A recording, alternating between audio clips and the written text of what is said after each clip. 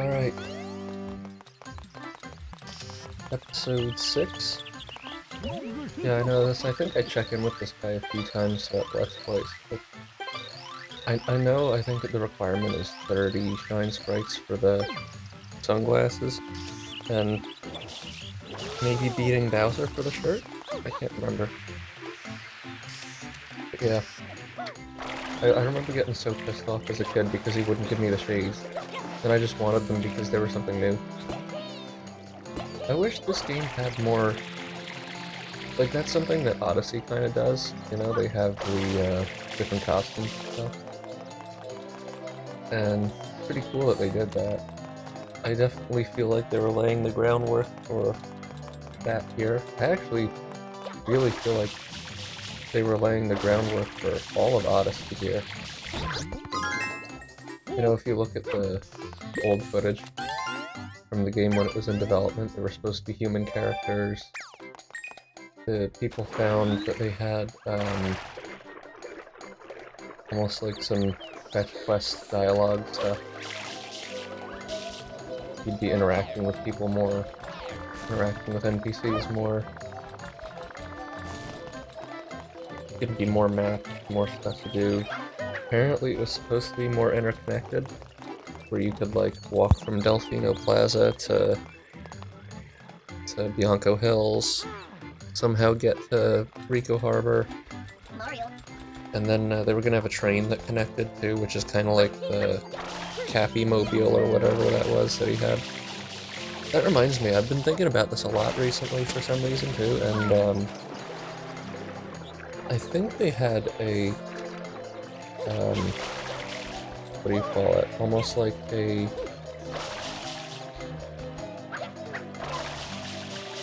I think they redid the Mario timeline. I actually think they've redone the Mario timeline a few times. Like the first major, I think the first major revamping of the Mario timeline was, I think it sort of began when Charles started voicing Mario instead of what's his name, Lou Albano. Because Lou Albano, whether it was Lou Albano or not, there were, you know, they had that sort of rough Brooklyn plumber voice for Mario, where he was like, hey yo, I'm on the single bottom, like that type of thing. I don't even know why I was going after that guy. I already got his blue coin, but oh yeah, I forgot to speed up the blue coin in this, but it doesn't really matter that much because the video is going to be like 7 minutes long anyway, so I figure like it's not that big a deal if I speed up the blue coins here or not. It's not like I'm trying to save time. But I think the first major Mario revamp was when they changed his voice to Charles. And then I think it really sort of completed when they started releasing like Super Mario 64 DS, which I used to play, and maybe the Super Mario Advance series and New Super Mario Brothers. It's another one that I feel like has been kind of almost like Mario feels like a different character now, you know. And I think they're doing it again. I think that it began with Odyssey. I think Odyssey was almost like a reboot in some ways, and then, you know, it feels kind of like they put the nail in the coffin of Peach being the quote-unquote damsel in distress or whatever. Which, I mean, they've kind of not been doing that for... Like, it's always been played up as a joke, but I guess people get triggered by it, so they have to cut it out. No more Princess Peach getting kidnapped, now she's a girl boss. And we needed more of those. But then, and I mean, you look at it, and she was never, like... People are getting all bent out of shape about the whole Mario and Peach aren't, like, romantic or whatever, or there's gonna be no romance between them.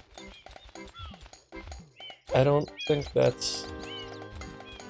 I don't know, if you dig more into the Mario lore, the Mario lore. You know how deep that is.